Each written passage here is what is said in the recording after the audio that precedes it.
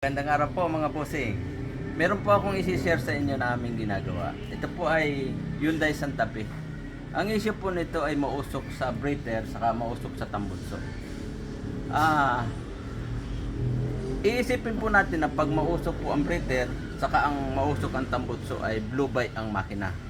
Pero hindi po sa lahat ng pagkakataon ay blue by agad ang makina. Minsan po dito lang po siya nanggagaling sa nozzle washer. Bakit po ba? Kasi po, ang nozzle po ay nakalagay po yan dito. Yan.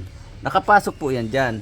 Ngayon, itong dulo po na ito, nasa loob po ito ng combustion chamber. Yung piston po. Yung piston po kasi habang tumataas baba, nag-iipon po ng pressure yan. Pag ito pong sira, itong washer po na ito ay sira, nakakalusot po dito ang pressure. Yan. Yung pressure po na yun, papaakit ho yan dito. Ito po kasi dito yan nakalagay. Yan, nakasuksok po yan dyan. Ngayon, pag ganito po yan, nakasuksok na ganito. Yan. Ngayon, pag yan po ay singaw ang washer, pag lumabas po ang pressure, aangat po yan dito. Pero hindi po makakalabas dito sa sinusuksukan na ito kasi may oil seal. Yung pressure po na yun, dito lang po siya pwedeng lumabas sa breather. Kaya po yung pag malakas po ang singaw nitong washer, dito sa lugar nito, malakas ang singaw. Malakas din po ang magiging usok niyan dito sa breather. Yung pressure po na yun, magdadala po siya ng langis, sasama po yung langis dahil may pressure, sasama yung langis dito papunta sa intake manifold. Ito po kasing breather ay nakakonektado dito sa intake manifold. Ito po yung intake manifold. Ngayon po, yung intake manifold naman po na yun, yung hangin nun, patungo po yun sa combustion chamber, do sa piston. Ngayon, pag yun po ay yung usok na yun, yung pressure na yun na may kasamang langis, susunugin po ngayon yung langis na yun, kaya magiging mausok yung tambutso. Yun po ang nagiging dahilan ng pag-usok ng tambutso. Kaya iisipin natin blue by. Ngayon, paano po natin malalaman na hindi po blue by ang makina? Kahit mausok po ang breather. Ang para po malaman natin kung hindi blue by ang makina, ganito po 'yon. Pag umandar po ang makina at binunot nito itong dipstick, itong sukatan ng langis. Pag blue by po ang makina, mausok po ito. Tumitilamsik pa po ang langis niyan pataas, saka mausok. Pero pag hindi po yan blue by, wala siya pong usok.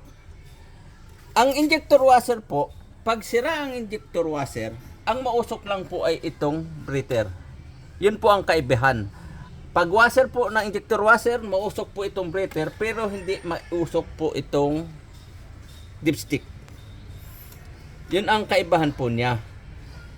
Kaya, kung may issue po yung inyong sasakyan na ganitong klaseng issue, na mausok ang breather at mausok ang tambutso, huwag niyo po agad ipagagalaw ang makina. Kailangan dalhin niyo po muna sa nakakaintindi para alamin kung saan ba talaga galing ang problema. Minsan po kasi, pag yan po ay dinala niyo sa paggawaan at hindi marunong ang gagawa, ang ihahatol po agad yan, ibaba ang makina. Hindi po biro ang laki ng ginagastos pag naibaba ang makina. Minsan po pala, washer lang pala, naibaba ng makina.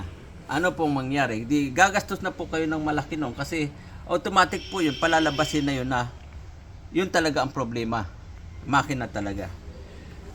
Kaya mas mainam po kung may ganito kayong trouble, maghanap po muna kayo ng paggawaan na nakakaintindi sa ganito kasi sayang po ang pera.